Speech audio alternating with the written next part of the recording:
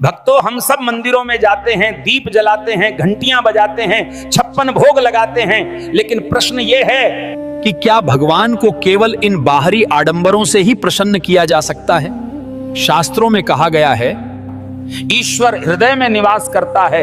यदि हमारे हृदय में करुणा, दया और धर्म नहीं है तो पत्थर के भगवान के आगे माथा टेकने का क्या लाभ? आप सबने ये पंक्तियां सुनी होंगी, मंदिर में पूजा करें, घर में करें क्लेश, बापू तो बोझा लगे पत्थर लगे गणेश। क्या यही हमारी पूजा है?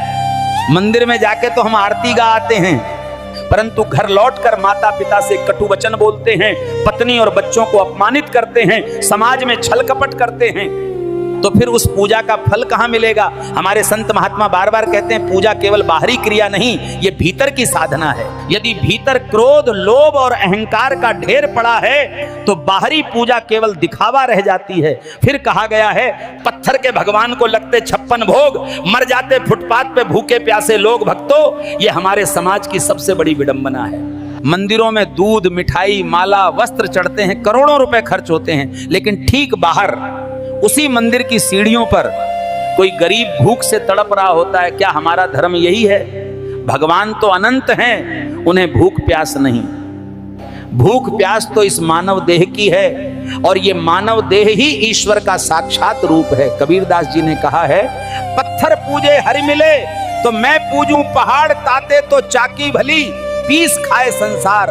अर्थ यह है कि यदि भगवान केवल पत्थर पूजने से मिलते तो पहाड़ पूज लेना ही पर्याप्त होता, परंतु सच्चा भगवान तो सेवा में है, प्रेम में है, करुणा में है। भक्तों, धर्म केवल मंदिर की दीवारों में कैद नहीं है। धर्म तो तब जीवित होता है जब हम किसी भूखे को अन्न दे देते हैं, किसी प्यासे को जल पिला देते हैं, किसी निराश व्यक्ति को आशा का संबल दे देते हैं। यही सच्ची आराधना है, यही सच्चा 56 भोग है। भगवान श्री कृष्ण ने गीता में कहा है, तो पत्रम पुष्पम फलम तोयम यो मे भक्त्या प्रयच्छति, अर्थात यदि कोई प्रेम से एक पत्र, एक पुष्प, एक फल, यहां तक कि जल भी अर्पण करता है तो मैं उसे स्वीकार करता हूं। तो क्या हमें करोड़ों रुपए की भेंट देनी है? नहीं, हमें चाहिए शुद्ध हृदय, निष्कपट भक्ति और जीव मात्र के प्रति करुणा। प्रिय श्रोताओं, आज इंसान का हृदय ही पत्थर बन गया है। बाहर मूर्तियां चमचमाती हैं, पर भीतर का इंसान कठोर और निष्ठुर हो गया है। हमें ये कठोरता तोड़नी है। भजन पूजन का असली उद्देश्य है कि हम भीतर कोमल बने, दूसरों का दुख समझें और उनका जीवन सुधारने का प्रयत्न करें। तो आओ संकल्प लें, हम पूजा करेंगे पर साथ ही सेवा भी करें।